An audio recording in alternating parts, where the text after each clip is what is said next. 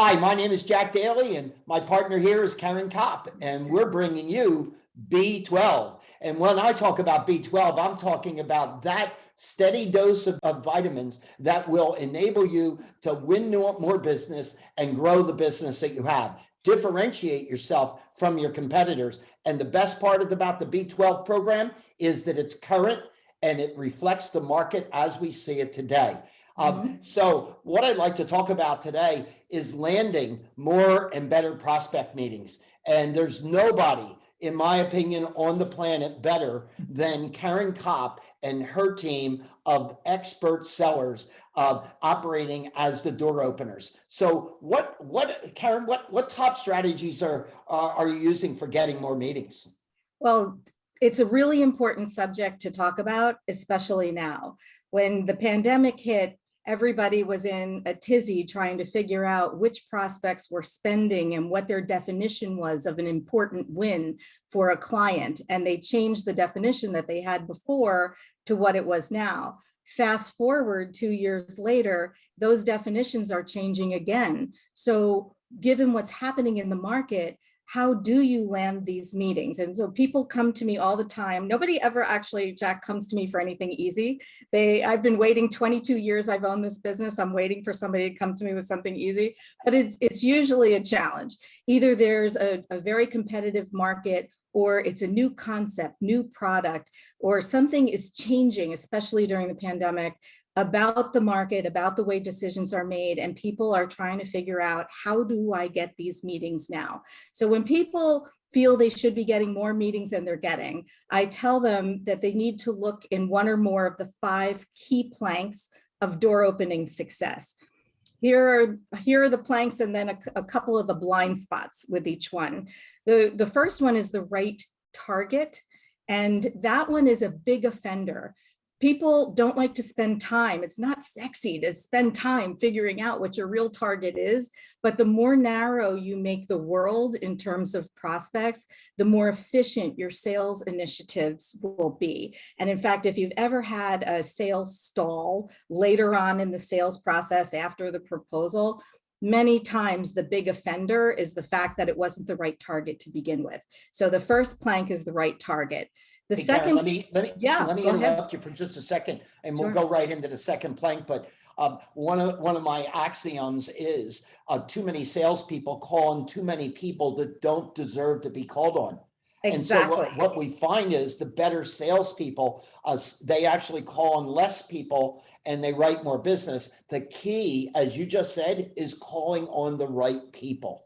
And right, which we can do an entire sales B12 and probably should on just that subject alone.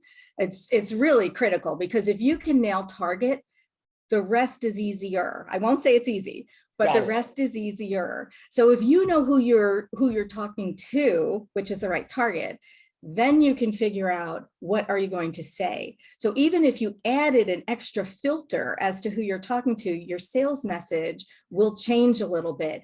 Big blind spot with sales message is that people think that the marketing message and the sales message are the same thing, and they're not.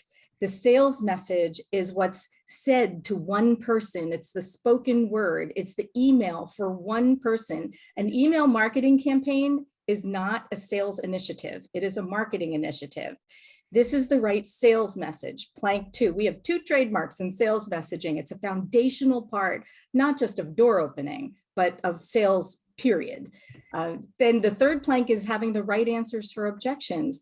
Your prospects are going to already have a vendor. If they have a need, they have a vendor. If they have an issue, they likely have a solution in place, may or may not be the best one. They're going to have objections. What will you say so that you can get smoothly past that objection? Like you said in one of our other segments, there's not 2,600 ways to answer any one objection. There's likely a few, and do all of your salespeople know what the right answers for the objections are? That's plank 3. Plank 4 is the right person doing the work, the right door opener. And this is where a lot of businesses just get this wrong. Is the person who's opening the door qualified to get that door open? Does that person have the time in the course of the week to get the door open? And then do they really want to do this job? Some people who have the time and the talent would rather put a stick in their eye than do the job of opening the door. Make it easy on everybody. Pair a great door opener, could be from my team, with a great closer and watch the magic happen. So those are the first four. And the last plank, plank 5, is the right execution. Is it a phone call? Is it an email? Is it LinkedIn? What do you say on the first call, 3rd, 20th? Because you can't say the same thing more than once. And then another thing that you had talked about before, Jack, is consistency. And that's a key portion of this.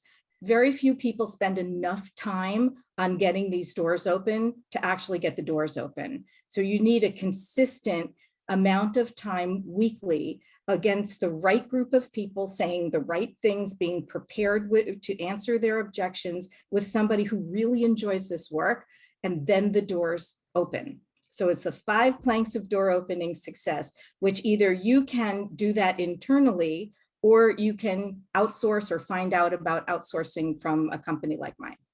And I'm not trying to sell here anyone anything, but the 5 planks, if we wanted to know more about it, you've got a book out there that takes us through that, right?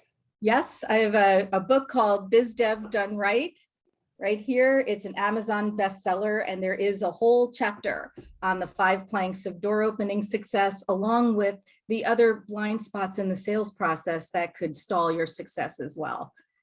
Awesome. Yeah. So, Jack, what can companies do inside their companies to access the opportunities? Yeah, so that's the question I like, but when I get the question, it's like, well, do what she just said. I followed a speaker last week, and after listening to him, I was on the next day, and he covered so much of what I was going to cover. I just got up in front of the room of 250 people and said, look, he said it so well, and he was on the money, and I got 2 hours to spend with you. And so I figured that you guys would really enjoy the resort. So mine's going to be really short. Do what he said. And then I laughed and said, but I've got 20 bullets that I'm not going to be telling the same stories, but I am going to anchor what you said. So I'm going to do what I'm doing now. And that is, number one, you need to have a profile of what I call the player. And the player is the prospect. What is it that we're looking for? You can't have your sellers going out and looking to get meetings just to get meetings for meeting's sake. We need to make sure that they're the right deal. Now, once you understand what the profile is, the next step is you need to list them.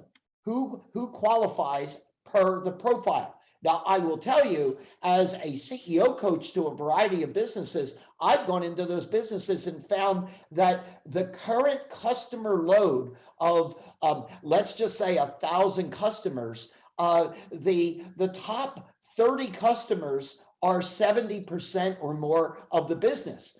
And I'm like, well, wait a second, where do the salespeople spend their time? And they're equally spreading their time around those. And I'm saying, well, the last 50%, I don't want our salespeople ever calling on them. They'll just send that business to us, and if it doesn't come, it's not that big of a deal. But what I'd like my salespeople to do is those top 30 that are generating all of that business, let's go find more that meet that profile. And when we've done that, we've seen the revenues of our clients double and triple in a single year. And all it has to do with is plank 1, finding the right people to go after. Develop the list of them. The third principle is a principle that we covered in one of the previous vitamins that we talked about, and that is do your homework. Gosh, the advantage that a salesperson has today compared to when I was selling 20, 30 years ago, gosh, it's a changed environment. You should have access to just about damn near anything and everything that you would love to have just by going on the web and just going on researching LinkedIn, and on the personal and on the business side. I want you to do a lot of homework before you engage in trying to get a meeting with someone. And by the way, doing the research on the personal side is overlooked by too many. And Yeah. that really is the jewel, because if your competitors are making the same mistake, you now have something that you're dialoguing on that is far and away different. So you could go after me as a marathon runner, having run 100 marathons, or you could go after me because you can always see me on social media having a glass of wine. And so I'm a wine drinker and I'm a marathoner, and engage in conversation on that makes it easier to then move over to the business side and ask your questions based upon your research. Then I say, sales don't happen overnight. And so meetings don't either. And so that's staying regularly in touch with them. And the touches absolutely have to be value add, not about selling, but adding value to the person that you're trying to go after from a relationship standpoint. And then last item that I would say is I just am a big fan of referrals. And so if you as a seller are not developing referral business proactively on a monthly basis, you're dropping the ball. And that can be one of the best sources of all in getting your meetings. Mm-hmm. Absolutely. And what's really important when it comes to even the referrals is to go back to who is the target in the first place. And we talked about that in one of our other ones, as our other sales B12s as well, is to make sure now you can measure the percent of deals which close, which are the percent that are important wins to you.